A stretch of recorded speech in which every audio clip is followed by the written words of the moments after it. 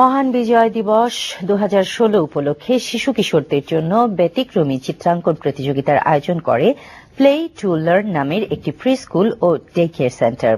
সকালে রাজধানীর বনানীর স্কুল ক্যাম্পাসে প্রতিযোগিতায় অংশ নেওয়া শিশু কিশোরদের মাঝে পুরস্কার বিতরণ করেন নাট্য ব্যক্তিত্ব ও পরিচালক মাহফুজ আহমেদ। শিশুরা তাদের মনের মাধুরী মিশিয়ে লাল সবুজের ক্যানভাসে তুলে ধরেছেন বাংলাদেশের স্বাধীনতা যুদ্ধ ও অর্জিত বিজয়। আয়োজকরা প্রতিযোগিতায় জমা দেওয়া ছবি নিয়ে স্কুলের উঠানে প্রদর্শনীর আয়োজন করেন। পুরস্কার বিতরণ শেষে মাহফুজ আহমেদ আয়োজকদের সাথে নিয়ে শিশু কিশোরদের আঁকা ছবিগুলো ঘুরে দেখেন। শেষ করছি সাইকেল র্যালির খবর দিয়ে। বিজয় দিবসকে স্মরণীয় করে রাখতে গিনেস বুক অব ওয়ার্ল্ড রেকর্ডে নাম লেখানোর লক্ষ্যে দীর্ঘ সাইকেল র্যালির আয়োজন করে বিডি সাইক্লিস্ট।